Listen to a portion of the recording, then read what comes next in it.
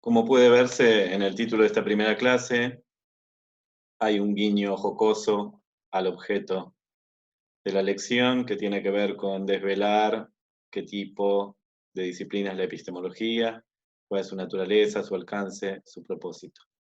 Entonces, la intención de esta primera clase es discutir de manera amplia, pero con cierto nivel de precisión y sofisticación, sobre la naturaleza de la epistemología como disciplina académica o erudita o universitaria. Más adelante explicaré también el porqué del título. Antes de entrar en materia es necesario puntualizar algunas cuestiones terminológicas que pueden traer dolores de cabeza a la hora de rastrear la bibliografía y leer sobre la materia.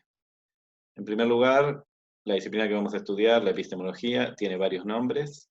Históricamente se constituyó a inicios del siglo XX como disciplina académica o profesional, con el nombre de teoría de la ciencia, Wissenschaftstheorie en alemán.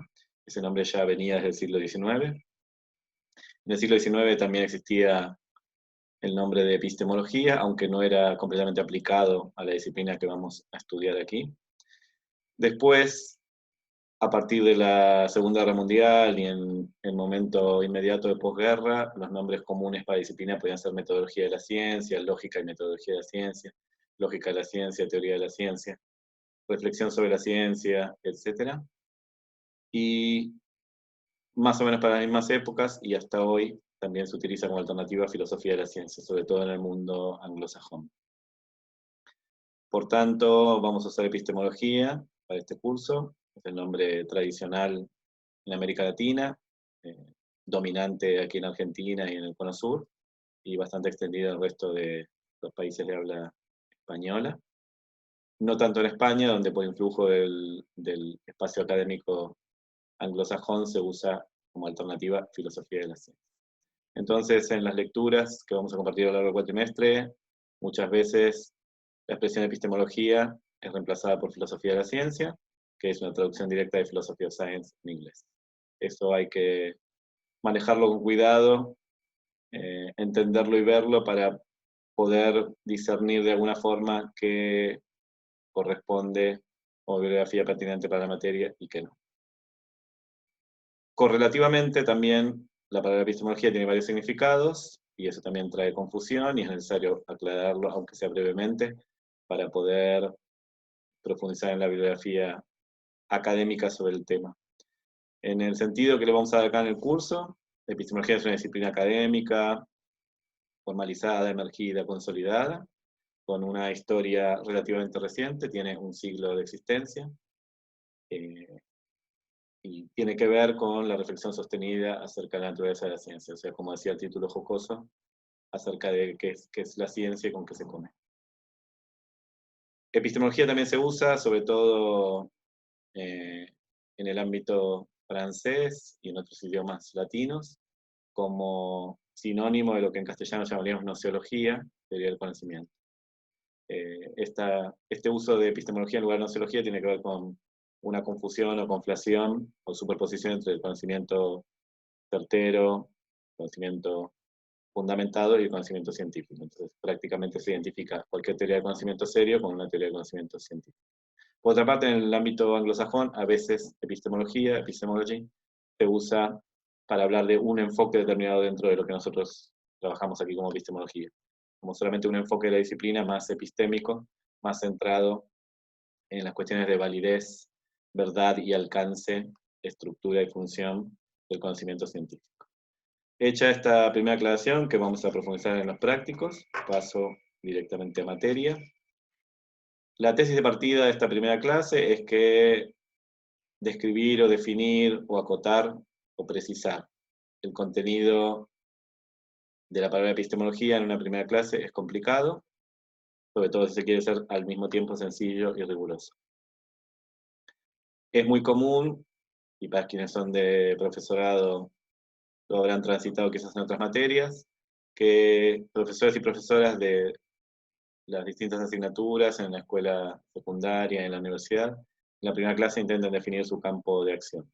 Por ejemplo, ya es un clásico para la física, definir mecánica como la rama, parte o capítulo de la física que estudia el movimiento. Este tipo de definiciones son muy ingenuas y naif.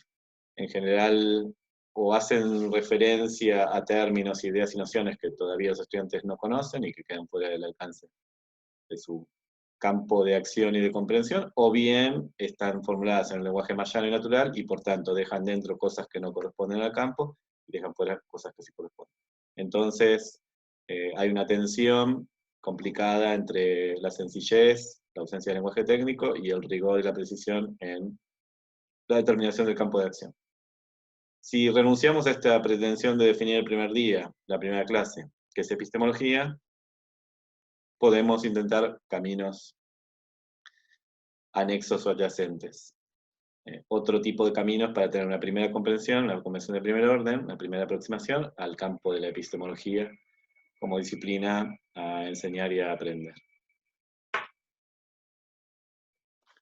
Podemos, por ejemplo, preguntarnos sobre qué se pregunta la epistemología. La pregunta fundamental de la epistemología se puede formular de varias maneras, pero siempre es recurrir a la formulación de Alan Chalmers, un famoso profesor de epistemología británico pero residente en Australia, que usó esta frase en el título de uno de sus libros, un libro de texto de introductorio a la epistemología, muy famoso y muy vendido, que es el libro que es esa cosa llamada ciencia, que dicho sea de paso está en la bibliografía obligatoria de la materia. Esta frase de Chalmers, que probablemente no es de él, sino que se había sido formulada muchas veces antes, pero que él copyrighteó, tuvo la precaución de poner en un libro de texto y hacerse rico con ello, tiene que ver con la pregunta acuciante, fundamental, central, inspiradora de todo movimiento epistemológico, de toda pretensión epistemológica, que es elucidar o dilucidar la naturaleza profunda de la ciencia como objeto, de la ciencia como evento, de la ciencia como empresa, de la ciencia como actividad y como producto.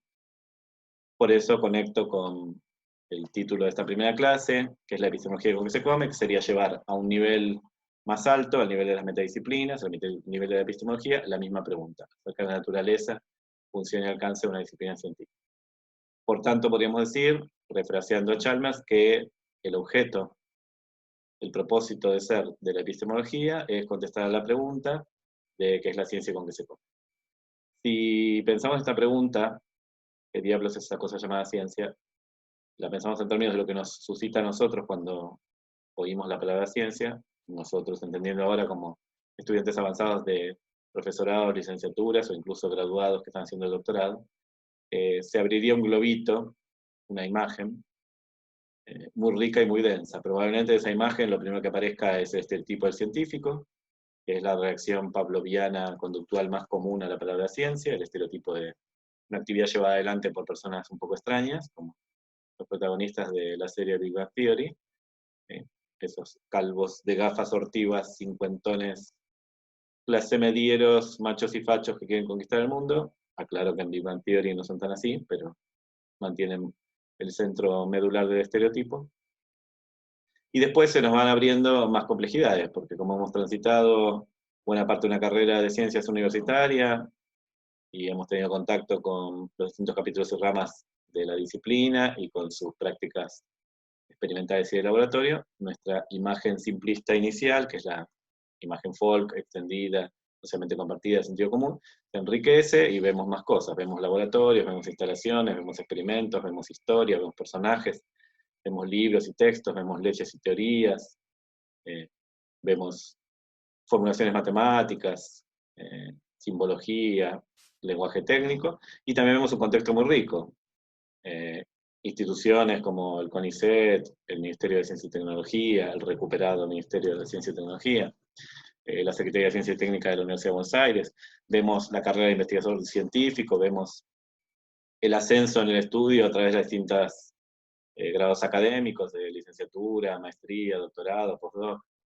Vemos las influencias sociales, económicas, políticas sobre la ciencia, particularmente en estos tiempos de pandemia y de virus se ve mucho la urdimbre, la trama de las relaciones complejas entre ciencia y sociedad, que vamos a discutir a lo largo de este curso. Entonces se abre un panorama, un dibujito, una imagen, un globo bien complejo cuando intentamos responder a la pregunta de qué es esa cosa llamada ciencia. Si el asunto es complejo, la disciplina que lo trata también lo tiene que ser. Por tanto, vamos a ver a lo largo del curso que durante el siglo XX se propusieron muchos modelos, muchas teorizaciones, muchos aparatos conceptuales bien densos, bien ricos para explicar qué es esa cosa llamada ciencia. Y también vamos a ver que necesariamente contestar una pregunta así, de ese nivel de complejidad, requirió al inicio recortes muy severos, muy violentos sobre objeto. Los recortes iniciales fueron, por supuesto, de quedarse solamente con entender el conocimiento científico como producto acabado, como producto institucionalizado, escrito, público, comunicado, enseñable y aprendible de la actividad científica. Conforme pasó el siglo XX y lo poco que llevamos del siglo XXI, se abren más flancos a intentar contestar esta pregunta de qué se llama ciencia y se va enriqueciendo la epistemología como disciplina. Entonces, lo primero a decir es que estoy hablando hace rato de una disciplina. Vale decir, de un espacio académico consolidado y reconocible, en el cual uno se puede inscribir, que tiene todo el aparato institucional que de alguna forma identificamos con cualquier otra disciplina, como la física, que es la más cercana a la mayoría de ustedes como estudiantes de la materia. Entonces, si pensamos en la física, pensamos en un colectivo de personas, que es la comunidad académica, la comunidad de físicos. Pensamos también en un colegio profesional, puede ser la Asociación Física Argentina, así que matricula, nuclea, contiene a los físicos en actividad. Pensamos en foros de discusión y debate, como congresos, simposios, conferencias, talleres y ese estilo de cosas. Pensamos en revistas, pensamos en handbooks, en libros, en páginas web, en otros medios de difusión del conocimiento. Pensamos en actividad de transformación del mundo, pensamos en fuentes de financiación, pensamos en lineamientos acerca de qué investigar y qué no. Pensamos también en una evaluación crítica de lo que se hace, interna a la comunidad y también externa, evaluadores externos, que de alguna forma configuran el campo y lo reconocen. Si todo eso lo pensamos para la física, bueno, vale para la epistemología también, dado que estamos postulando aquí que estamos hablando de una disciplina madura, emergida y consolidada, cuyo objeto es un poco extraño, porque en lugar de estudiar átomos y moléculas, o estudiar sustancias químicas, o estudiar sismos y volcanes, o placas tectónicas, o en lugar de estudiar microbios, bacterias y virus, estudia la ciencia. Esta afirmación de carácter inicial, que vamos a profundizar a lo largo del curso, es importante, porque ¿qué quiere decir estudiar la ciencia? ¿Qué parte de la ciencia? ¿Qué aspecto de la ciencia? Cuando se dice la epistemología estudia la ciencia, se quiere decir al menos en tres sentidos. La ciencia como una actividad humana, reconocible desde antiguo, entonces hay que ir para atrás para ver cuándo se reconoce esta postura científica frente al mundo, o esta actitud científica frente al mundo.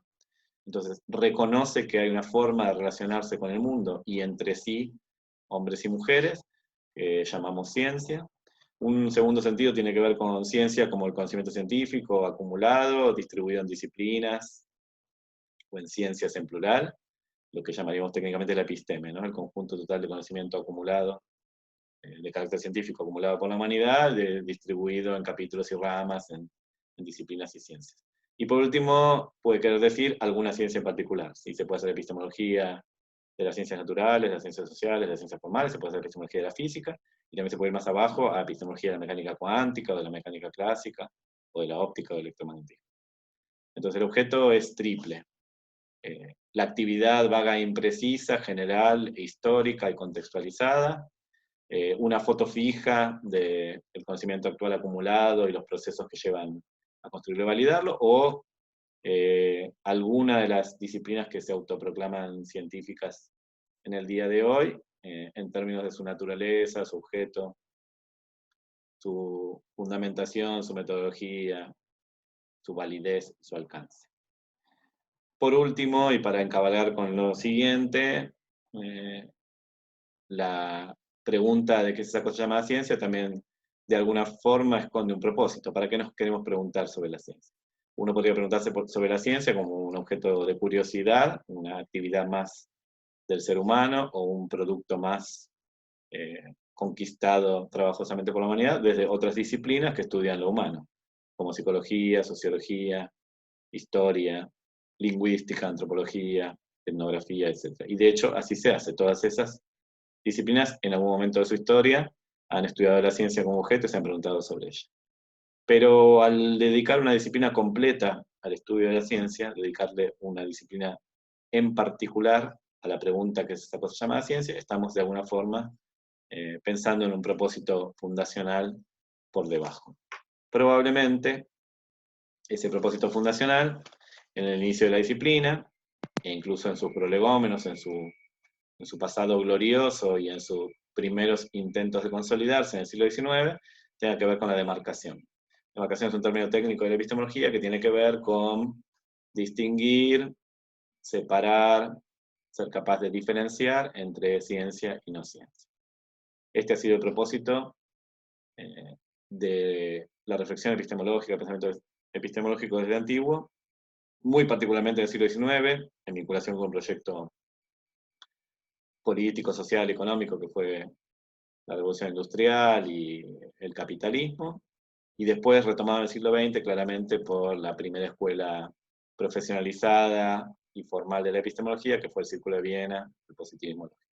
Entonces había intereses creados en torno a la posibilidad de tener criterios claros y precisos para demarcar, para distinguir, para separar entre conocimiento científico y otras formas de entender el mundo. Por supuesto, sobreentendiendo el conocimiento científico es conocimiento superior, validado, preciso, exacto, metódico, probado, eterno, inmutable, universal, fundamentado, probado, comprobado. Entonces, hay proyecto también profesional, político, ideológico, debajo de los inicios de la epistemología.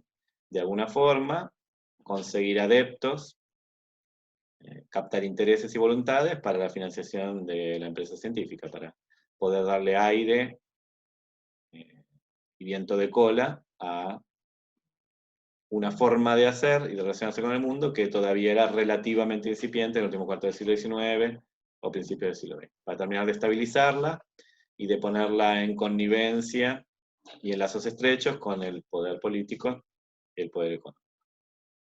Ahora bien, este gran proyecto de marcar, por un lado necesita de la construcción de criterios. Los criterios para distinguir qué es científico y qué no han cambiado a lo largo del tiempo. Al inicio eran estereotipados y duros porque la pregunta de qué es esa cosa llamada ciencia es enorme y compleja y necesita de simplificaciones para ser asumida, para ser atacada. Entonces los primeros modelos acerca del conocimiento científico fundamentado y validado eran más simples que los que tenemos hoy, y los primeros criterios para distinguir ese conocimiento de otras formas de entender y conocer el mundo eran también más simples y más rudos.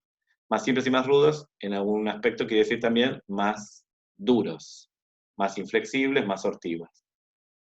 Siempre comparo con esta idea de la flecha de la altura mínima para entrar a la montaña rusa, ¿no? Es necesario llegar hasta acá para poder pasar a la montaña rusa, dice a la entrada. Bueno, de alguna forma la epistemología tradicional, de fuerte carácter normativo, les decía a la comunidad científica qué criterios duros había que cumplir, todos y cada uno de ellos, y a rajatabla, para que el conocimiento producido fuese realmente científico, auténticamente científico, válidamente científico, y estuviera, por tanto, por encima de crítica y probado y fundamentado. Los criterios, por supuesto, a lo largo del tiempo han ido cambiando, tenemos ahora criterios más blandos y complejos y usados de manera combinada, análisis multicriteriales bastante sofisticados. Ya voy adelantando para sucesivas clases y también para los prácticos que el asunto de marcar entre lo que es científico y lo que no es extremadamente complejo, no es tan sencillo, ¿sí? Vamos a discutir, por ejemplo, el caso de astronomía y astrología, ¿no? Simplistamente se dice que la astrología no es ninguna ciencia, cosa con la que estoy de acuerdo, por cierto, no lo es, pero probarlo científicamente no es tan sencillo. Si usamos criterios simplificados y duros como la cuestión del método, o de la publicidad, o de la institucionalización, o de las predicciones, podemos errar vilmente. Podemos ver que son criterios que usados de manera dura y simplista y separadamente no nos sirven para distinguir entre lo que es científico y lo que no. Segundo punto que está ahí es la cuestión del enfoque normativo, tiene que ver con que de alguna forma descubrir, desvelar, darse cuenta de los criterios mínimos necesarios y suficientes para distinguir lo científico de lo que no lo es, tiene un propósito normativo, o sea, normar, decir, señalar, guiar a la actividad científica para ser científica genuinamente. Proveer una serie de criterios para hacer ciencia de buena calidad. Distinguirla de manera explicativa de otras formas de entender, nos provee de alguna forma de criterios duros para señalar cómo debe ser la práctica científica. Este es el enfoque normativo que dominó la epistemología en la primera mitad de su historia hasta pasada la Segunda Guerra Mundial. El último punto de esta diapositiva tiene que ver con que el propósito mismo de demarcar en sus inicios también estaba fallado desde el inicio, porque distinguía solamente entre ciencia y no ciencia. Y aquí vemos que esa distinción tan gruesa es complicada. Pensemos en un par de sutilezas y matices que tendría que tener esta distinción. Lo primero es que hay disciplinas que no son científicas, pero son disciplinas. Quiere decir, son actividades humanas complejas e institucionalizadas, con propósitos claros y precisos, con marcos teóricos y metodológicos, con formas de entender, interpretar, intervenir, transformar el mundo, pero que hacen cosas, desde el punto de vista intelectual y material, ligeramente diferentes a las de las propias ciencias. Por tanto, son disciplinas académicas y profesiones disciplinadas, pero no estrictamente científicas. Y eso no las hace ni peores, ni menos fundamentadas y justificadas, ni menos valiosas e interesantes. Aquí, por ejemplo, podríamos nombrar las tecnologías, las humanidades, las artes, probablemente los deportes también, ¿sí? Como campos disciplinados de la acción humana, igual de serios y fundamentados que las ciencias, pero con diferente mecánica, con diferentes formas de ser, con diferentes criterios teóricos y metodológicos. Por otro lado, tendríamos un montón de actividades para entender el mundo y apropiarse de él, que no tienen ninguna pretensión de ser científicas, son otras formas que ha encontrado la humanidad de ser y vivir, de estar en el mundo, relacionarse con él y pasarla mejor, poder transitar la relación con el mundo de una manera satisfactoria. En ese sentido tendríamos la filosofía, tendríamos la mitopoiesis, la fabricación de mitos y leyendas, tendríamos el sentido común, tendríamos el saber ancestral, la religión, como otras formas de entender, interpretar, dar sentido, decodificar el mundo que nos rodea. Que tendrían igual valor cultural que la ciencia, pero probablemente distinto valor a la hora de transformar eficazmente la realidad en la que nos movemos. Quiere decir que desde el punto de vista de construcciones humanas, son igualmente valiosas a la ciencia y tendrían que tener, por ejemplo, espacio curricular en la escuela, poder ser estudiadas o pensadas o discutidas, pero efectivamente no son iguales, no valen lo mismo que las ciencias naturales a la hora de intervenir el mundo natural. Dicho de manera bruta y descarnada, si quiero poner un satélite artificial en órbita alrededor de la Tierra, voy a usar mecánica clásica, ecuaciones diferenciales simplificadas, alimentadas en un computador que va a hacer los cálculos con diferencias finitas, y no voy a usar piedras de color naranja, ni cánticos a la Pachamama, ni rezos organizados con saumerio, ni sentido común del día a día. Tengo que usar una forma de intervenir en el mundo que tiene sus propias reacciones, que ha mostrado ser muy eficaz para ese moverse en el mundo natural con ese grado de precisión, con ese grado de escala, de amplitud, de transformación, de intervención y de apropiación. Por último, tendríamos también una categoría más, la de pseudociencias. Espacios académicos difusos, light o flu, que se enmascaran de científicos y que esa pretensión de ser científicos, de parecerse bastante a la ciencia, hay debajo, se reconocen debajo intereses públicos. Intereses de dominación, intereses económicos, intereses de participación en la academia, de espacios de poder, etcétera, etcétera. Entonces, ahí también aparecen otras formas de entender el mundo natural, el mundo que nos rodea, que además de no tener la capacidad que tienen las ciencias naturales de intervenir transformadoramente el mundo, tienen agenda, como dicen en Estados Unidos, agenda oculta, ¿sí?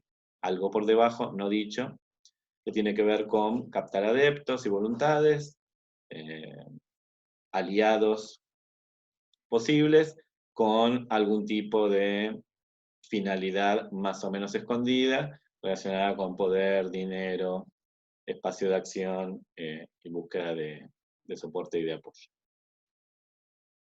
Entonces, finalmente, como conclusión de esta diapositiva, tenemos la idea, filmina se dice ahora, desde que el presidente dio su discurso. Como conclusión de esta filmina, tenemos que el asunto de demarcación sigue vigente, es probablemente el propósito que dio sentido a la epistemología, que todavía es vertebral, pero que mucha agua ha corrido bajo el puente y por tanto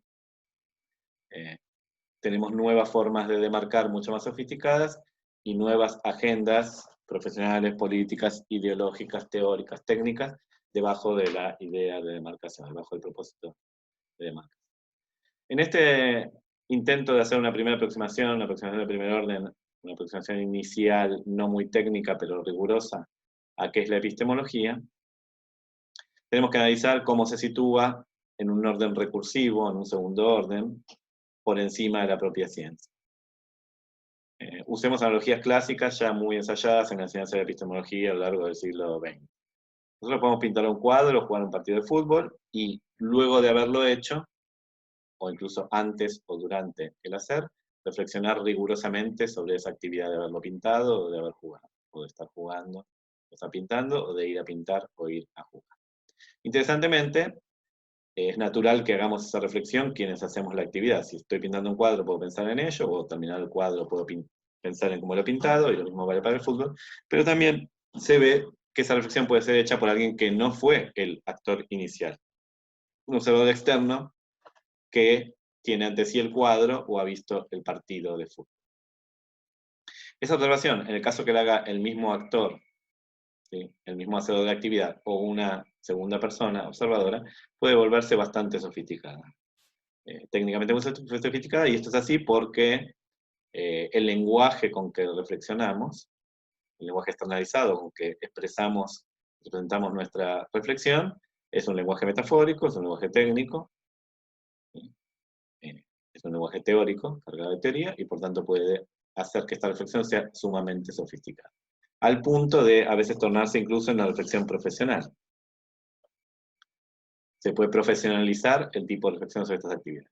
Pensemos en un caso, en una profesionalización más vinculada a lo académico, a lo universitario, a carreras de grado, pueden ser críticos o historiadores de las artes plásticas, y en el segundo caso, una profesionalización que es más de carácter técnico o profesional, y en general no en la universidad. Podemos ser comentadores, o técnicos, directores técnicos, o preparadores, o árbitros de fútbol. Interesantemente, se comprueba científicamente que los críticos de arte y los historiadores del arte y los comentadores técnicos y árbitros de fútbol no tienen por qué ser duchos, ser proficientes, ¿sí?, en la actividad sobre la cual están reflexionando. Es ya clásico en el segundo caso, el fútbol, el mito machirulo de sentido común de que los comentadores, los técnicos y los árbitros son pataduras o jugadores frustrados, y que en su infancia o adolescencia se dieron cuenta de que no daban pie con bola, de que era un desastre para el fútbol, o bien que fueron microestrellas del fútbol 5 minutos y después tuvieron un esguince y nunca más pudieron jugar. Eso es una imagen de sentido común muy extendida que es incorrecta. Realmente, para hacer esta reflexión de segundo orden, sofisticada y profesionalizada, no hace falta haber transitado la actividad de primer orden, más que de una manera de laboratoril, mínima, indispensable para darse cuenta de los requerimientos físicos y mentales de la actividad. Ahora bien, decir que un historiador del arte no tiene que haber pintado un cuadro antes, o que un comentador o un técnico de fútbol no tiene que haber jugado un partido antes, no quiere decir que no tenga que saber muchísimo del tema. Pero saber muchísimo del tema quiere decir haber observado un montón de partidos o de cuadros, haber visto en acción a jugadores y a pintores, conocer de la historia de estas dos actividades, conocer de las reglas de las dos actividades, conocer de las calidades de las dos actividades, tener una particular sensibilidad a esas cuestiones, y también haber conocido muchos de sus practicantes, en persona haber podido ver de cerca a sus practicantes. Pintores en el primer caso, jugadores de fútbol en el segundo. Bueno, es ya casi obvia la analogía que estoy tratando de colocar, de compartir con ustedes, una analogía muy usada en la didáctica de la epistemología. La relación entre epistemología y ciencia es la misma que ya he expuesto para crítica de arte y para comentario de fútbol y fútbol, o técnico y fútbol. Es una relación de orden de discurso y de orden reflexivo. La crítica de arte se sitúa por encima del arte, en el sentido de orden de discurso o de orden de reflexión, igual que el comentario sobre el fútbol se sitúa por encima del fútbol en términos de orden de discurso o de orden de reflexión. Entonces, si vale lo que dije hasta ahora, para ser epistemólogo no hace falta haber sido científico antes. Hace falta conocer las reglas de juego de la ciencia, conocer la historia de la ciencia, conocer los productos de la ciencia, haber transitado ese espacio de la ciencia, probablemente haber hecho ensayos también artificiosos y laboratoriales de ciencia, pequeños ensayos, transitar una carrera que tuviera componente de ciencia, haber hecho trabajos de laboratorio, haber estudiado teorías, haber leído los libros, y por supuesto transitar espacios donde se haga ciencia de manera fluida, conocer a sus practicantes de cerca.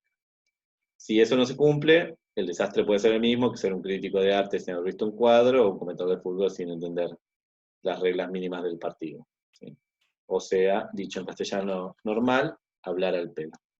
Hay una famosa frase de Richard Feynman, premio Nobel de Física, que dedicó a la epistemología de los años 60, probablemente se la dedicó personalmente a Karl Popper, y eso lo vamos a discutir a lo largo del curso, que decía algo así: un pájaro para volar no necesita de ornitología. Lo que quiso decir él es que a los científicos les entorpece la epistemología. Por un lado, esta frase nos sirve para repensar la cuestión de que epistemología y física, o epistemología y ciencias naturales, o epistemología y ciencia en general, son actividades distintas, relacionadas profundamente, pero distintas. Son dos formas de practicar, dos formas de hacer, dos profesiones, dos campos profesionales, dos espacios, dos instituciones, dos comunidades, dos lógicas, pero profundamente relacionadas entre sí. Por otro lado, la frase de Feynman coloca algo que vamos a postergar por ahora, y va a ser objeto de clases sucesivas, que tiene que ver, bueno, con el real valor de esta reflexión en segundo orden. Aquí, de nuevo, la analogía nos vuelve a servir. ¿Para qué sirve la crítica o la historia del arte? ¿Para qué sirve el comentario de fútbol? ¿O la dirección técnica o el arbitraje?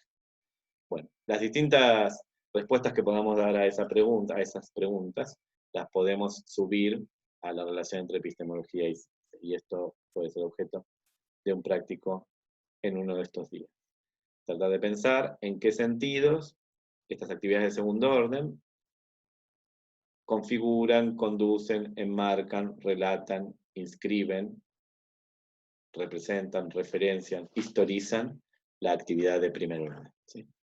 Que sería de actividad de primer orden si no hubiera estas actividades de segundo orden vinculadas a ella. Entonces, eso lleva a pensar de manera acuciante la necesidad de la epistemología. ¿Para quién? ¿Para qué? ¿Qué tipo de epistemología? ¿Quién debe saberlo? Y por supuesto, se vuelve una pregunta de curso. ¿Por qué una epistemología obligatoria en un profesorado de ciencias naturales, en particular el profesorado de física? Pregunta que discutiremos ampliamente a lo largo de la materia este semestre. En la misma línea, y ahora sofisticando un poco más el análisis de esta primera aproximación a qué es la epistemología con que se come, miremos un poco este segundo orden de actividad de discurso, pero ahora fijado en el lenguaje que usa la epistemología, el lenguaje técnico. Y vamos a hablar entonces de la idea de carácter meta. Meta es un prefijo griego que quiere decir más allá, por encima de, después de. ¿Sí? Entonces, se usó en lingüística bastante sofisticada en el siglo XX para plantear la capacidad de discursear sobre el discurso. Después, por supuesto, lo podemos trasladar al pensamiento sobre el pensamiento y a la acción sobre la acción, y a cualesquiera combinaciones entre esas cosas. La acción sobre el pensamiento, la acción sobre el discurso sobre la acción, el discurso sobre el pensamiento sobre la acción, pensamiento sobre el discurso. ¿Sí? Entonces, en primer lugar tenemos la idea sencilla de metadiscurso, un discurso que discursea sobre el discurso.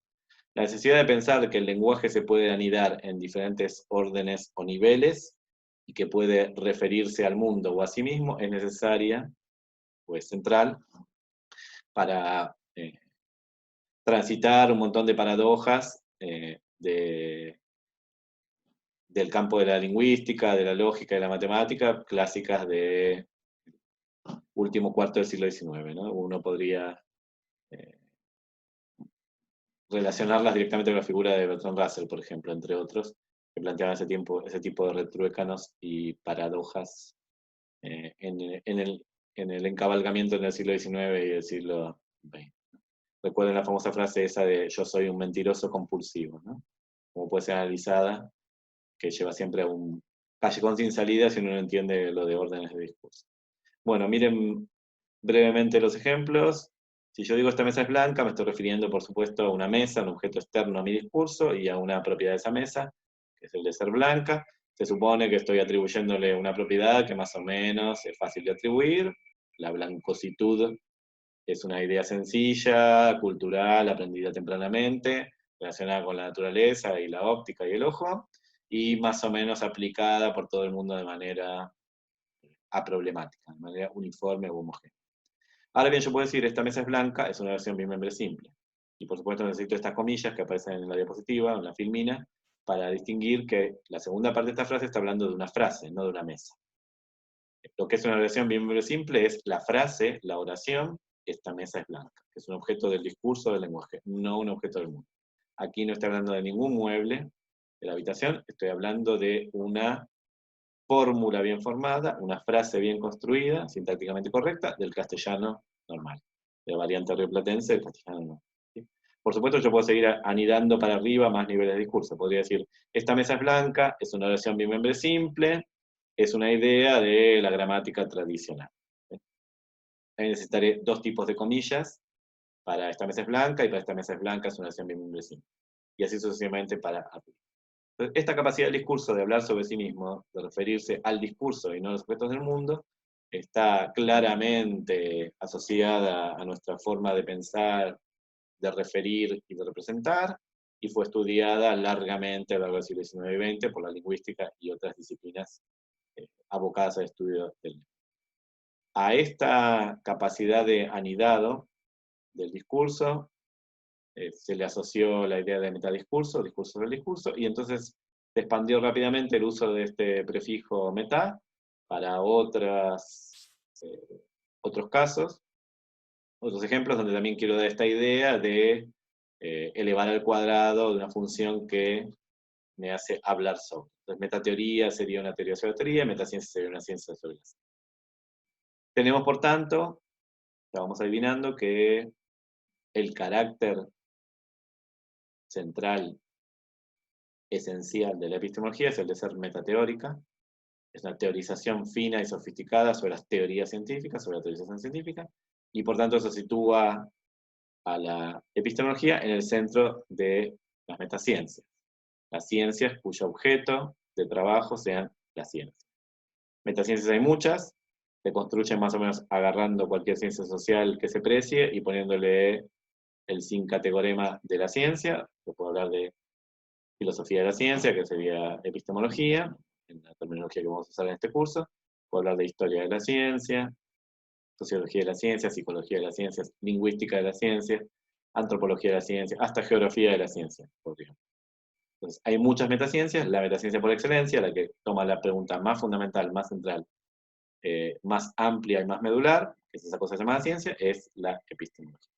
Por tanto, es un discurso de carácter metateórico y es la central de las disciplinas metacientíficas, la más importante de las metaciencias. Como breve corolario a esta diapositiva, o como una nota de color, señalo el origen accidental de este uso de la palabra meta griega para esta función de recursión. En el siglo I a.C., un tal Andrónico de Rodas, que era el director o cabeza de la escuela peripatética, la escuela heredada de Aristóteles, pero un par de siglos después de la muerte de Aristóteles, ¿sí? Se propone organizar los libros de su maestro para de alguna forma ordenarlos, sanearlos, unificarlos y comentarlos. Y en esa ímproba tarea encuentro una serie de libros de filosofía primera, de filosofía central, de cuestiones heavy, transcribe, ordena en prolija esos libros y les tiene que dar nombre. No se le ocurre mejor nombre que decirles los libros que van después de la física. Les da un nombre topológico, nada más que para indicar al bibliotecario dónde hay que poner este nuevo libro de Aristóteles, estos nuevos libros de Aristóteles, son los que van exactamente después de la física. La física era el libro de ciencia natural, obviamente. Physis en griego es naturaleza, physique quiere decir de la naturaleza, o natural, entonces se entiende que es conocimiento físico, ciencia de naturaleza, y el tipo este pone a los libros que van después de la física, los libros que van después de la física. Ese nombre así de Wood. Ese nombre en griego es ta metá, ta física biblia, o sea, los libros que van después de la física. Y entonces ahí queda metafísica, después de la física, como el nombre de estos libros, con la suerte de que estos libros son lo que hoy llamamos metafísica, justamente. Son libros que tienen que ver con cuestiones trascendentales, centrales y complejas que trascienden al conocimiento físico, empírico, conocimiento de las ciencias naturales. O sea que la suerte es que los libros sean los libros correctos de una filosofía central, primera, amplia, general y profunda, que tienen que ver con asuntos no investigables desde la ciencia natural.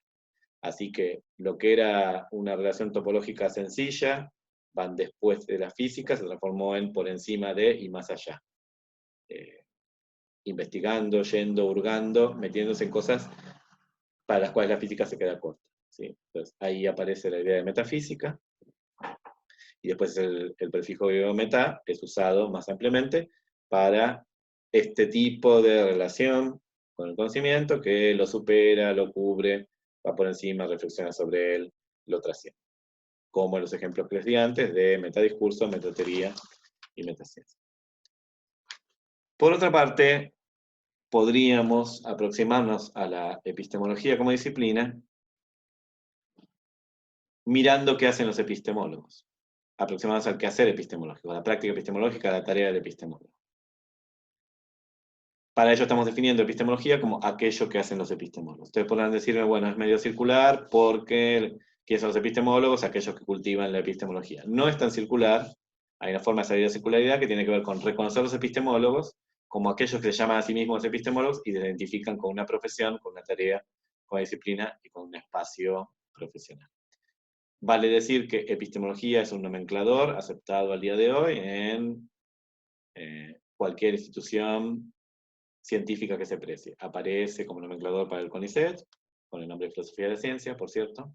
Aparece en el Ministerio de Ciencia y Tecnología, aparece en la Secretaría de Ciencia Técnica de la UBA, aparece hasta en la forma de catalogar libros en las bibliotecas. ¿Sí? En los nomencladores clásicos de catálogo de libros de bibliotecas, aparece epistemología como un descriptor válido, como un tipo de disciplina. O sea, que uno puede profesarse, decir que tiene la profesión de epistemólogo, puede recibirse de epistemólogo, no de grado, eso no existe como una carrera de grado, es un posgrado.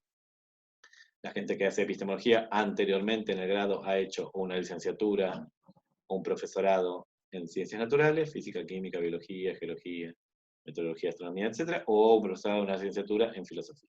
Son los caminos clásicos para llegar a la epistemología, o con formación en ciencias naturales, o formación en filosofía, y luego un posgrado en epistemología. También hay congresos de epistemología, revistas de epistemología, etcétera, etcétera, como ya les comenté. Entonces tenemos una forma de identificar a los epistemólogos como aquellos que se dicen epistemólogos y van a lugares de epistemólogos. ¿Sí? Como diría Matías de Sendra, tienen manos de epistemólogos, comen cosas de epistemólogos, se sientan en sillas de epistemólogos. Con esa identificación de los epistemólogos, vemos su práctica diaria, su quehacer diario, y identificamos eso como epistemología. Podemos entonces examinar la formación de estos personajes en los posgrados de la universidad, ver maestrías y doctorados en epistemología, podemos ver la práctica diaria, podemos ver el conocimiento que ellos producen, que está inscrito y escrito, o podemos ver incluso los libros de texto, la forma en que tienen de producir nuevos epistemólogos, de captar a jóvenes incautos e incautas para llevarlos al lado oscuro de la fuerza y transformarlos en epistemólogos. Fíjense un minuto, interesantemente, en lo que sería examinar la práctica. ¿Qué es examinar la práctica epistemológica? Bueno, quiere decir entrar a campo, ver qué está haciendo un epistemólogo en su vida cotidiana, participar con ellos de el día a día de la epistemología.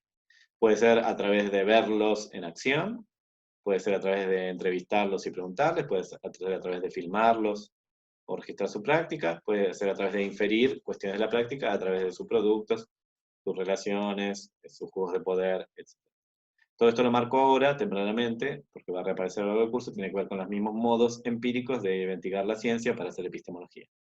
Si yo quiero saber qué es la ciencia y con qué se come, la puedo investigar en campo, en estas mismas líneas de trabajo que aparecen acá en la diapositiva, con estos mismos modos empíricos de investigar. Puedo meterme en campo y ir a ver lo que hace un físico en su vida cotidiana.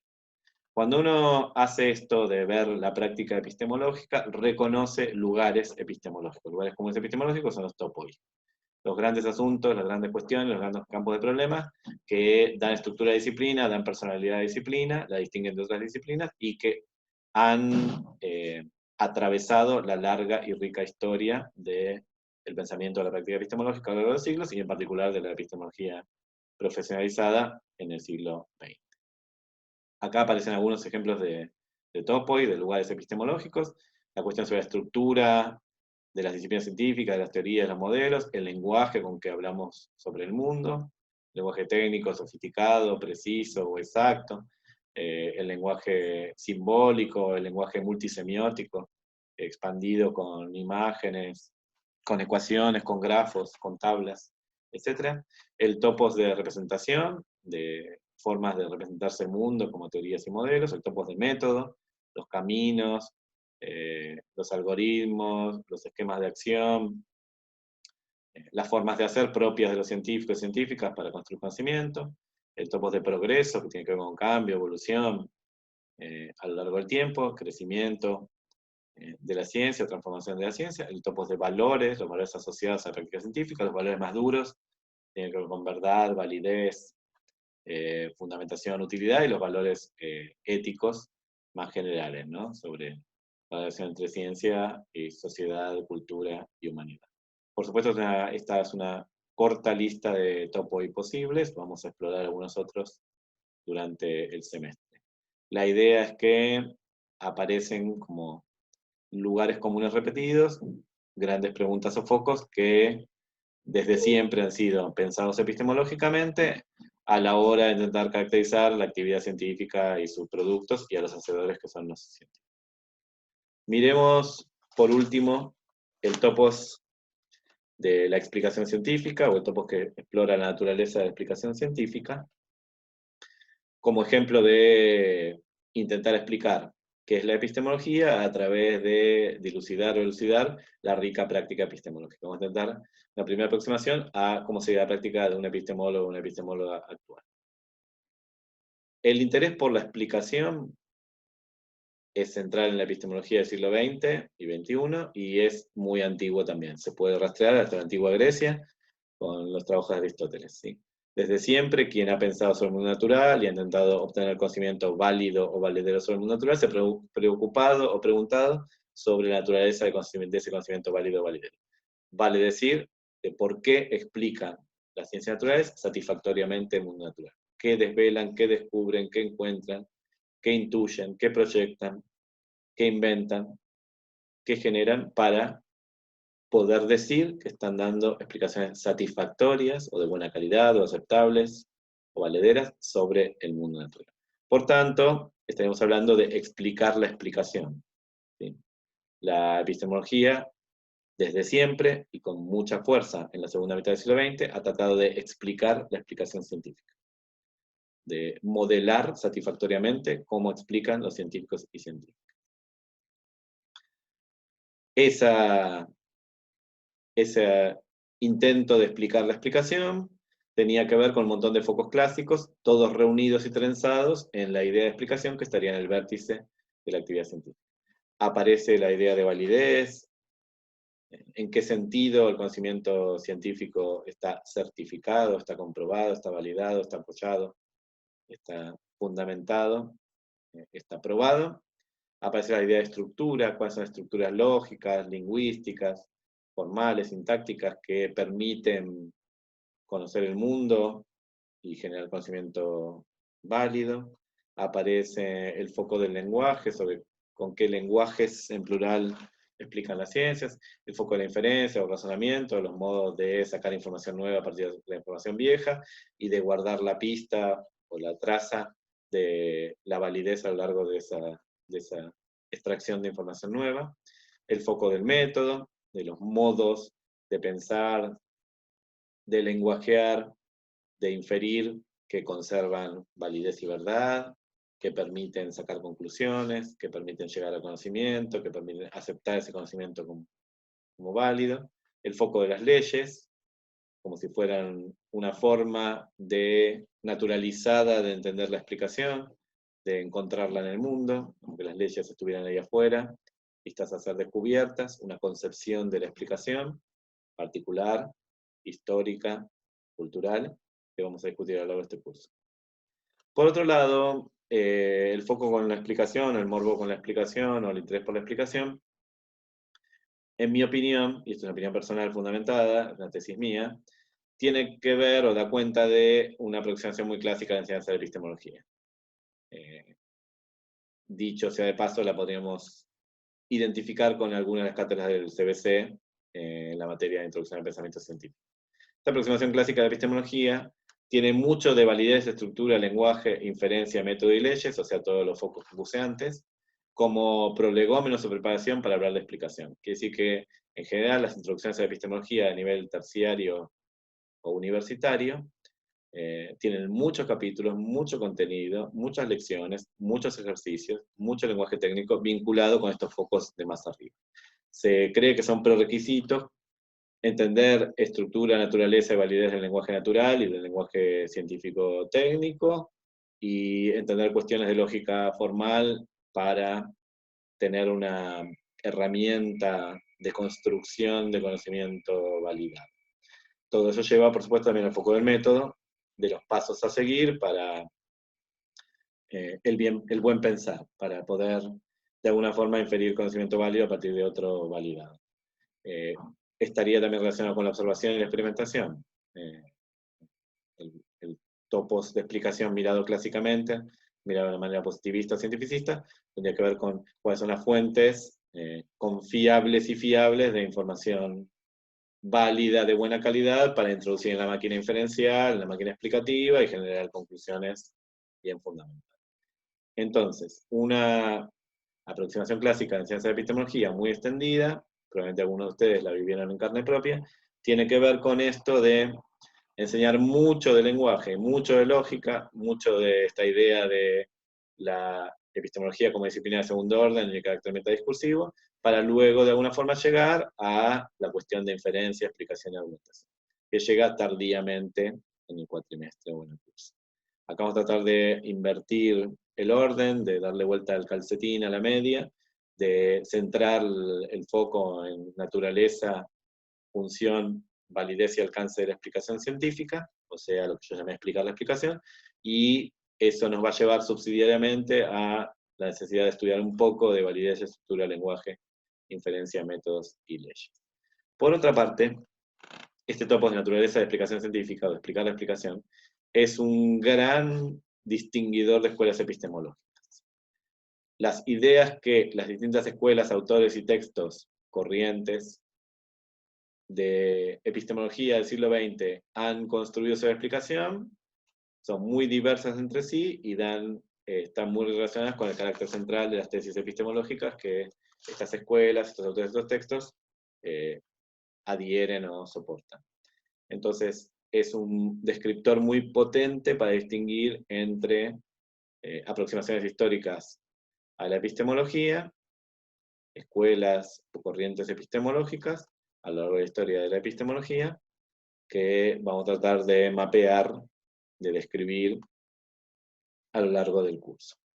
Por otra parte, una aproximación refrescante, novedosa, menos cientificista, menos dogmática, al topos de explicación, nos permite revisitar de manera más amplia y flexible los antiguos criterios de demarcación, que eran muy rígidos y estrictos a principios del siglo XX, que después de la Segunda Guerra Mundial, con los grandes cambios que sufre la epistemología como disciplina, y a través del foco puesto en la explicación científica, esos criterios se ablandan, se flexibilizan, se sofistican, se multiplican, tenemos criterios ahora mucho más interesantes, mucho más potentes, para entender qué es científico y qué no, a través de los modos válidos de explicar, los modos aceptables o aceptados de explicar las disciplinas científicas, en otro tipo de disciplinas, en otro tipo de actividades humanas. El topos de explicación, los modelos que construye una escuela epistemológica en torno a la explicación, para explicar la explicación, nos dan respuestas a la pregunta de qué es esta cosa llamada ciencia, que son fundamentales para evaluar críticamente la ciencia como actividad. Si nosotros adherimos a una concepción de explicación clásica, anterior a la Segunda Guerra Mundial, la propia del inicio de la epistemología formalizada, vamos a pensar, ok, más o menos ya entendí el cuento, el laboratorio, la experimentación, la observación dan datos objetivos, neutros y rigurosos, la maquinaria lógica me permite generalizarlos, el aparato deductivo me permite sacar conclusiones, la matemática me permite añadir una barniz o una laca de precisión y exactitud, y entonces tenemos conocimiento válido y verdadero. Conocimiento aceptado por la comunidad, fundamentado, final y último, demostrado o comprobado. Bueno, evidentemente, esa visión de explicación poco nos permite hacer una evaluación crítica de la ciencia. La va a situar siempre en un pedestal, en el lugar superior y separado, lejos de todo tipo de crítica. Necesitamos una concepción mucho más rica, más humana, más compleja y más flexible explicación para entender la empresa científica en todo su esplendor, en toda su complejidad. Ese es el propósito de un curso de epistemología introductorio que se precia. Por otra parte, ya inaugura este último punto, algo que vamos a discutir a lo largo del semestre, que tiene que ver con no pasarse de rosca en esta evaluación crítica de la ciencia. Si uno dice, bueno, no es verdad que la ciencia descubra, no es verdad que la ciencia demuestre, no es verdad que la ciencia pruebe, no es verdad que el conocimiento científico esté a prueba de todo, no es verdad que el conocimiento científico sea superior, no es verdad que el conocimiento científico tenga estatus de verdadero, no es verdad que las leyes estén en el mundo. Bueno, va quitando de la lista de cotejo todas las grandes verdades del sentido común que heredamos de la matriz positivista y que están muy extendidas en la concepción naif y socialmente compartida de ciencia. ¿Qué nos queda? Bueno, puede ser el otro extremo. Todo vale, todo es relativo, no hay grandes verdades, no se ponen de acuerdo, dicen esto, lo otro de más allá, todo depende del cristal con que se mire, la ciencia vale, pero la religión también, el mito también, el sentido común también, el saber ancestral también. Bueno, vamos con el péndulo del otro extremo, el extremo relativista e irracionalista, que tampoco nos sirve. No nos sirve ni para hacer una evaluación crítica de la ciencia de carácter serio y denso, ni mucho menos para enseñarla en la escuela o en la universidad. Son visiones de ciencia, las relativistas y racionalistas, poco interesantes para operar de una manera ciudadana, de una manera empoderada, de una manera crítica, de una manera autónoma y reflexiva sobre la empresa científica.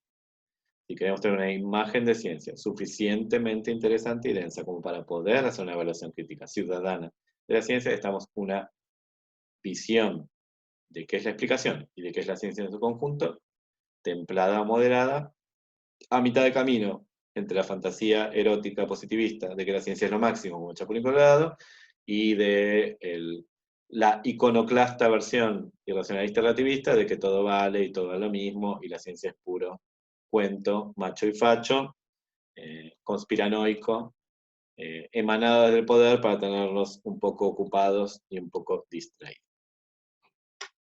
Vamos entonces a intentar ensayar una primera aproximación a cómo la epistemología del último cuarto del siglo XX atacó el problema de la explicación, cómo explicó la explicación, qué tipo de carriles transita la explicación epistemológica sobre qué es la explicación científica. Siempre estas frases parecen enrevesadas porque están a propósito construidas con el mismo lenguaje en los dos niveles, para acostumbrarnos a la naturaleza del metadiscurso y al carácter metacientífico y metateórico, metadiscursivo de la epistemología. Por eso digo explicar explicación, por eso digo un modelo epistemológico para hablar del modelo científico, por eso digo teorizar epistemológicamente sobre las teorías científicas, y así sucesivamente. Entonces vamos a ver una teorización epistemológica sobre cómo las teorías científicas se explican, cómo asumen que es una buena explicación.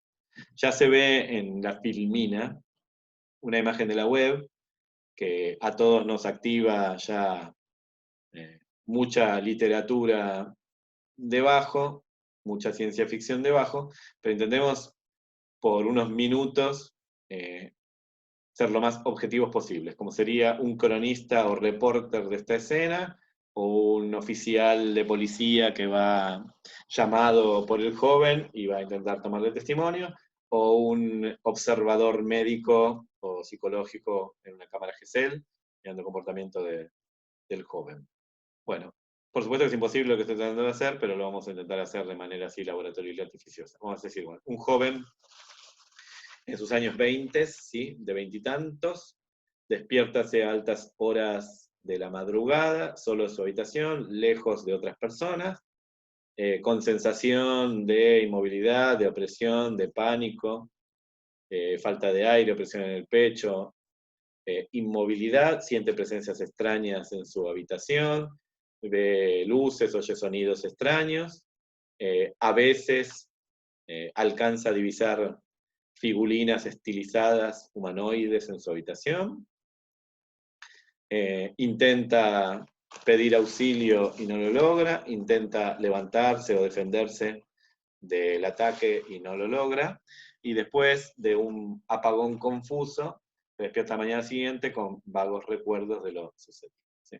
Bueno, evidentemente que el cuento que acabo de hacer es artificioso y complicado porque ya la imagen misma bajada de la web nos propone una forma de interpretar lo que os acabo de decir, directa, transparente y prístina, ¿no? La forma clásica de los canales de ciencia ficción de la parte alta de Cablevisión, de los números altos de Cablevisión. Entonces tenemos muy extendida una explicación a este fenómeno, a este hecho del mundo, del joven espantado que no pudo pedir socorro, que es una explicación folk, explicación de sentido común, naif, extendida, popular y, por supuesto, conspiranoica. Esa explicación recibe el nombre de abducción extraterrestre.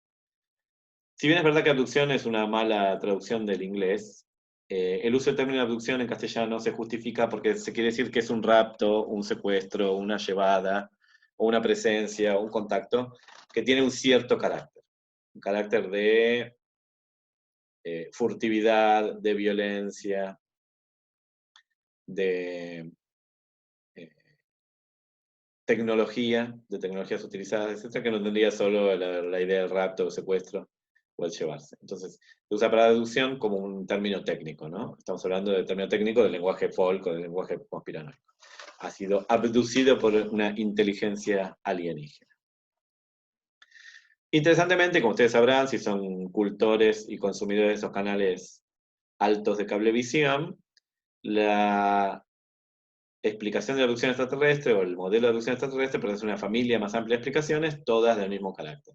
Invocando seres de dudosa existencia, haciendo referencia a tecnologías desconocidas, a menudo violando leyes de las ciencias naturales, planteando la necesidad de secreto a voces, de que esto se sabe pero nadie lo dice, y con muchos elementos conspiranoicos. Esa explicación de la abducción extraterrestre, por tanto, se vincula con explicaciones como la de los reptilianos, la de los mayas y la basculación de la corteza terrestre y el fin del mundo, la de las calaveras de cristal, la de los glifos en las piedras o en los campos en el Perú, y así sucesivamente. N grandes explicaciones de este estilo, todas compartiendo cierta necesidad de exorcizar temores, cierto gusto por la conspiranoia, por la de suponer que hay oscuros poderes por encima de nosotros que están manipulándonos y que no nos dejan ver la verdad. Y bueno, satisface una serie de necesidades humanas. Lo que se ve en este tipo de explicaciones es, en general, que trabajan al borde o límite de lo permitido en las ciencias naturales. ¿Sí? Podemos decir que siempre en un borde tenue y difuso. Uno puede decir, bueno, no es imposible que existan formas de vida fuera de la Tierra. No es imposible que esas formas de vida estén suficientemente organizadas como para ser vagamente a los seres humanos. No es imposible que tengan un avance suficiente, cultural, social, tecnológico, como para haber construido naves y haber venido hasta la Tierra. ¿Sí? no es imposible, no es lo mismo que sea plausible. Digamos, lo que estamos eliminando es la imposibilidad técnica, es imposible eliminar la imposibilidad técnica, pero la plausibilidad es muy baja.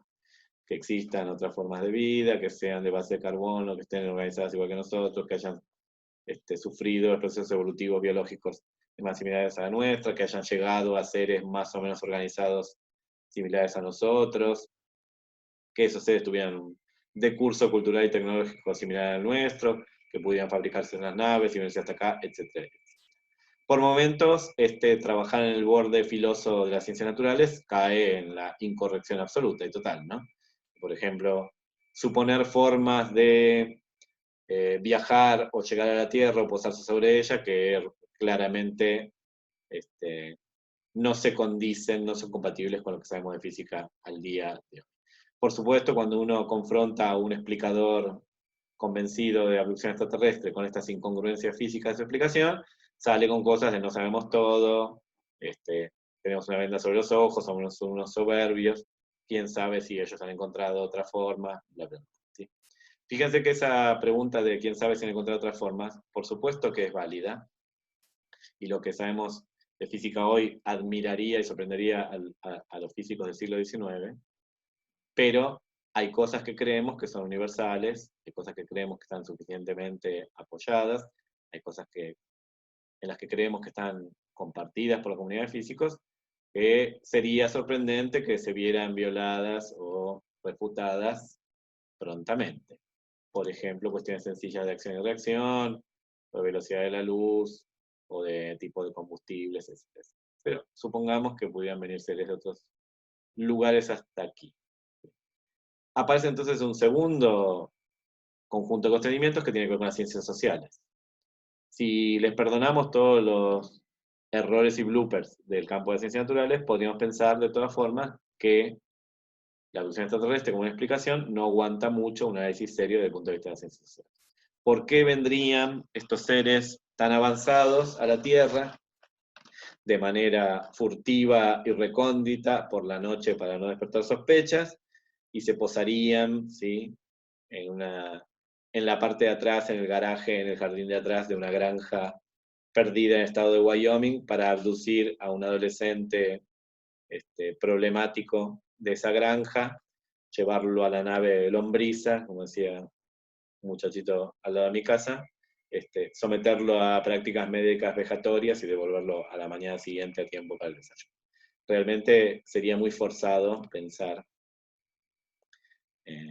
en semejante comportamiento. Uno podría decir, bueno, pero si son seres extragalácticos, diferentes a nosotros, de los que no sabemos nada, ¿por qué sus procesos de pensamiento deberían ser parecidos a los nuestros? Bueno, si no son parecidos a nuestros procesos de pensamiento, no hay nada más de qué hablar, porque entonces ya no habrían fabricado las naves, ni habrían venido, ni querrían hacer nada con nosotros, ¿sí? Entonces, realmente tenemos que explicarnos a estos seres con cierta empatía, ¿sí? Pensarlos como nos pensamos a nosotros mismos, y si nos pensamos como nosotros pensamos a nosotros mismos, bueno, sus formas de hacer, sus intenciones, sus propósitos, sus precauciones, sus ambiciones serían similares a las nuestras. Por tanto, sería venir a la Tierra o para destruirla para siempre, o para traer paz y amor como el señor Burns, y fundar una civilización mixta entre ambas galaxias y ser felices todos juntos.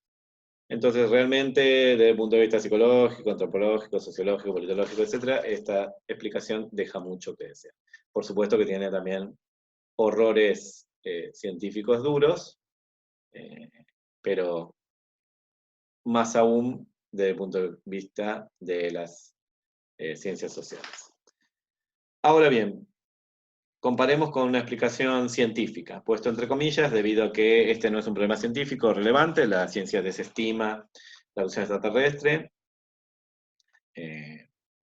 no acepta como dentro del campo científico normado la presencia de extraterrestres entre nosotros o los viajes de contacto, no elimina la posibilidad de vida extraterrestre, ni mucho menos, pero simplemente no cree, no tiene evidencia suficiente, no acuerda, no participa de las hipótesis de que esas personas, esos seres extraterrestres están por aquí, entre nosotros, y que han venido varias veces y que han tenido contacto con los humanos. Entonces realmente no es una explicación científica, sino más bien un intento de cientificación la explicación Folk. Quiere decir que es cuando la ciencia ataca un espacio para mostrar que otras formas de explicación son muy pobres y que no deben ser atendidas. Es un intento de mostrar que la ciencia se sitúa por encima de otro tipo de explicaciones y que son crédulos e ingenuos quienes creen las otras explicaciones. Un propósito, por supuesto, aleccionador y moralizante el que tiene esta explicación sobrecientificada. La explicación existe, esta explicación científica entre comillas, está muy estudiada y está ampliamente publicada, pueden leer sobre ella, buscar en la web, hay gran cantidad de documentación sobre ella, de literatura sobre ella, así que los invito a leer. El modelo actualmente aceptado para explicar por qué hay gente que dice haber sido abducida por extraterrestres es un modelo que se llama modelo de parasomnias, o sea, usa desórdenes del sueño bien identificados, bien descritos en la literatura médica, literatura psicológica y médica. Los dos modelos, los dos desórdenes de sueño que hay que combinar para el modelo de parasomnias son uno bastante común, relativamente común en la población, y el otro bastante raro. El relativamente común es la parálisis del sueño. Seguramente alguno de ustedes la ha sufrido alguna vez. Se suele presentar de manera esporádica y generalmente en la adolescencia y juventud y después desaparece. Es bastante macabro, ¿sí? Si alguno lo ha sufrido, lo contará en nuestras clases sincrónicas en los prácticos. Consiste básicamente en despertarse a altas horas de la madrugada sin poder moverse, con estado de plena conciencia, pero completamente paralizado. Tiene que ver con probablemente un mecanismo evolutivo, por el cual durante el sueño onírico, durante el sueño con imágenes, durante el sueño REM, el cuerpo entra en estado de laxitud total, la musculatura estriada se paraliza, ¿sí? Y el cuerpo no se mueve, queda completamente flácido, y ese es un estado momentáneo, probablemente evolutivamente conseguido, que se revierte rápidamente cuando uno entra en estado de vigilia. A veces, en algunas personas, en ciertas ocasiones y en determinados contextos, esa reconexión, esa recuperación de la movilidad tarda un poco más y la persona está en estado de duerme-vela, entre medio del sueño y de la vigilia, con conciencia de lo que está pasando, con los ojos abiertos, pero incapaz de mover las piernas y los brazos. A menudo pueden hablar y gritar, pero dicen que no se oyen a sí mismos, entonces tienen la sensación de que tampoco pueden pedir auxilio, ni gritar, ni... Bueno.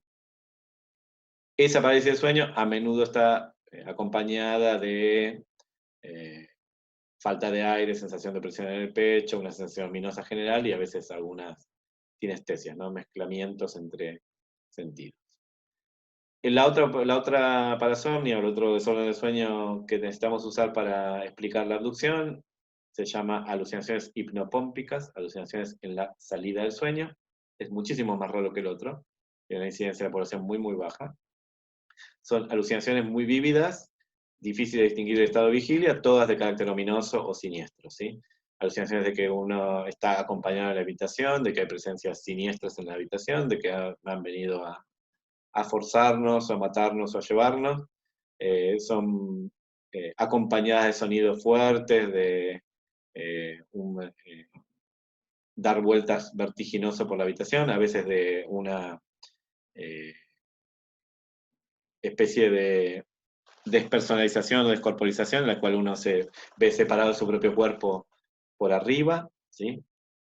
A veces con la idea de que uno tiene visión periférica, ¿no? Que puede ver detrás de la cabeza a las criaturas que vinieron a abducirnos, etcétera, etcétera. Bueno, los médicos que han tratado de explicar la incidencia de los cuentos de abducción extraterrestre en la población estadounidense dan esta explicación. Las personas que dicen haber sido abducidas probablemente tengan estos dos desórdenes del sueño, conjuntos o concomitados, entonces se sientan incapaces de reaccionar ante esta supuesta invasión o abducción, y además la vivan con mucha vividez y con carácter angustioso debido a las alucinaciones hipnopómpicas. Entonces, básicamente, esta es la explicación científica a por qué mucha gente dice haber sido abducida. Por supuesto, uno puede también encontrar otras explicaciones periféricas que solo complementan o coadyuvan esta, ¿no? Que es este delirio colectivo, o que es invento de adolescentes que quieren llamar la atención, o que es producto de alcohol o drogas, etcétera. Bueno, su explicación, como les decía a ustedes, cientificista dura, porque intenta mostrar de una forma bastante normativa y dogmatizante que la ciencia no deja rincón ninguno por iluminar, que no deja problema ninguno por resolver. Que estas cosas, extendidas en el sentido común, en el saber folk o ancestral, son cosas de viejos, cosas de bobos, cosas que no tienen asidero ninguno, cosas de crédulos y de ingenuos, que deben ser reemplazadas por saber positivo, fáctico, demostrado, neutro, aséptico, fundamentado, objetivo, experimental sobre el mundo. Sin adherir a esta sobrescientificación del caso, el intento de explicación científica nos muestra un proceso rico de formulación de una buena pregunta. La pregunta acá no es qué le pasó al joven. Al joven de la diapositiva anterior, lo que le pasó es que tuvo un mal sueño, ¿sí? Tuvo una mala noche desafortunada con parasomnias incluidas. Pero en realidad la pregunta aquí no es esa. La pregunta es ¿por qué tanta gente dice haber sido abducida? ¿Cómo es posible que esté tan extendido en la población estadounidense esta idea de sentido común, folk, completamente incorrecta, completamente en contra de las explicaciones científicas naturales y sociales que sostenemos y mantenemos al día de hoy? Entonces, lo que se ve acá es algo importante en la explicación científica de calidad, que es la formulación de la pregunta correcta. Cuando la pregunta está bien formulada, ya tiene parte de la respuesta conseguida, porque ha sido formulada de una manera teórica, atravesada por ideas teóricas. Se formula de tal manera que ya tengo un modelo candidato a resolver, ¿sí? Este es un problema de la persona solita y su fisiología, no de el choque entre galaxias o la guerra estelar. Fíjense que un elemento importante que se mantiene constante en todos los relatos de abducción es que no había nadie más de testigo de la abducción. No hay testimonios objetivos de abducción más que el relato de la propia víctima abducida. Siempre son en la madrugada, siempre son en lugares solitarios, siempre son de a una o dos personas como mucho. No hay contrastación con una tercera persona, un observador objetivo que vea desde fuera la escena. Entonces lo que se trata acá es de formular una pregunta que tiene que ver con la fisiología del abducido, no con la sociología del abducido, o con el contexto abducido, y mucho menos con la guerra de las galaxias. Por último, también aparece este punto de que cualquier explicación científica que se precie, que sea de buena calidad, no explica todo, ¿sí? Vamos a usar el famoso modelo de la mantita corta, de frazada corta. O te tapas la nariz o te tapas los pies. Es decir, que cualquier explicación que se precie en física o cualquier ciencia natural seria no explica todo. Explica en general a grano grueso, a brocha gorda, y deja detalles sin explicar. Eso es porque modeliza, porque abstrae, porque estiliza, porque artificia, porque fabrica, porque proyecta, porque arquetipa, porque matriza el mundo que está explicando. Lo ve parecido a otra cosa. Una explicación de carácter analógico, y eso lo vamos a desarrollar a lo largo del curso. Entonces, por último, en este topos de la explicación científica tenemos, por un lado, los intentos a inicio del siglo XX de reducir el problema a que la explicación científica es una explicación verdadera y válida, comprobada y fundamentada, versus otro tipo de explicación que son mucho más deslavazados, viscosos y dudosos, versus, en la segunda mitad del siglo XX, una explicación de la explicación mucho más sofisticada que tiene en cuenta un montón de elementos bien complejos y ricos y que da más humanidad, más profundidad, más sutileza y más flexibilidad a nuestra imagen de qué es la ciencia y con qué se come. A lo largo de este curso vamos a trabajar bastante sobre la idea de explicación, de inferencia, argumentación, ideas, todas ellas relacionadas entre sí, porque la imagen rica que podamos construir sobre qué es explicar en ciencias naturales nos va a permitir ingresar a la pregunta que esa cosa llamada ciencia con modelos actuales sofisticados que son de carácter humanista, de carácter contextualista, historicista y semántico. O sea, modelos en los que importa el sentido, el significado, la comunidad, el uso, la praxis, la noción de evidencia, de validez, de convencimiento, de prueba aportada, de comunidad, etc. Y son todas nociones mucho más sofisticadas y ricas y más abiertas que las que se habían propuesto en la primera mitad del siglo XX con modelos más restrictivos, cientificistas y positivistas.